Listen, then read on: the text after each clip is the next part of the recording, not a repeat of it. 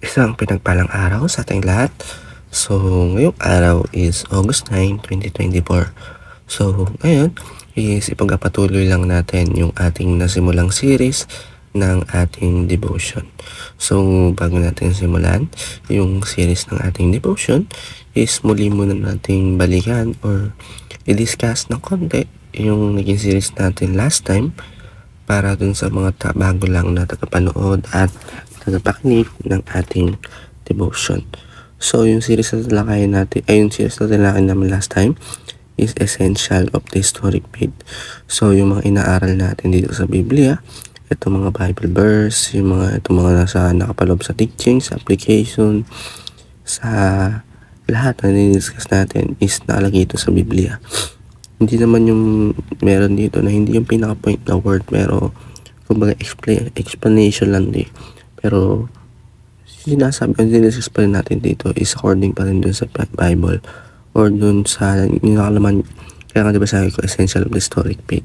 Yung mga salita na yun is may kinalaman sa history. Hindi natin malalaman yung history kung hindi natin ito mabasa sa Biblia or aaralin.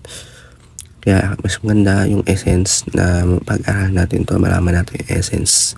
So, yung series na talakayin natin yung araw is Anatomy of Sins and Temptation. So, pag sinabi sa natin anatomy, example natin dito yung isda, bangus. Diba ang bangus is sobrang tinik.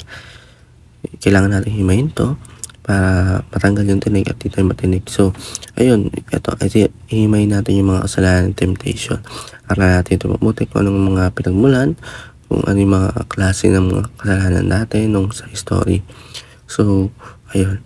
So, yung Bible na talakay natin yung araw is Proverbs chapter 4 verse 23 to 27. So, in Tagalog version, ang puso mo'y ingatang mabuti at talagaan, pagkat ilan ang siyang bukal, mabuhay mong tinataglay. Ilayo mong iyong ibig at sakaling mga lalim. Ilayo ang mga labi sa sinungalingan. Palaging hinaharap ang pukol ng iyong tanaw, ito ng inyong pansin sa inyong patutunguhan. Siyatin mong mabuti ang landas ng lalakaran, gayon din ang lakad mo ay laging matiyosay, kung magkaliligaw sa kaliwa.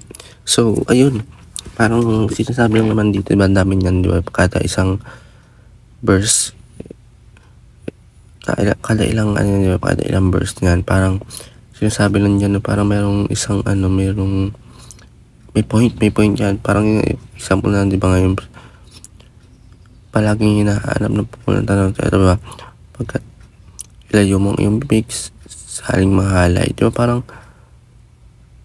yung parang sinasabi lang dito na ingatan natin yung sarili natin. So, yun, para palawakin lang natin yung ating Bible verse dahil lumako sa ating unang turuan. So, the human heart is the originator of sin. So, ang puso ng mga tao, kasi hindi ka makagawa ng kasalanan kung may naisip kang kasalanan.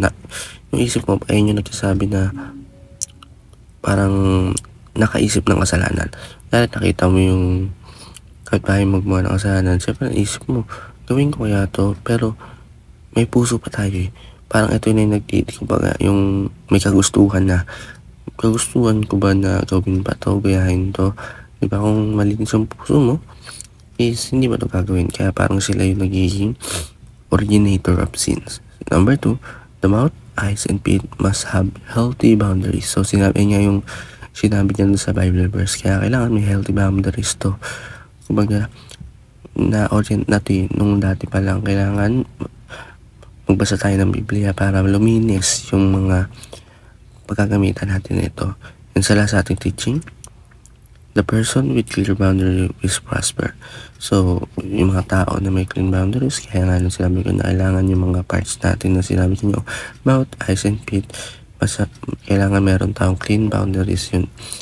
Kailangan yung person is may clean boundaries, di lang doon sa sinabi ko nyo, kundi sa puso at isip natin. So, ilan po para sa araw ito na pagpilatunan tayo sa panigat, panood, God bless all.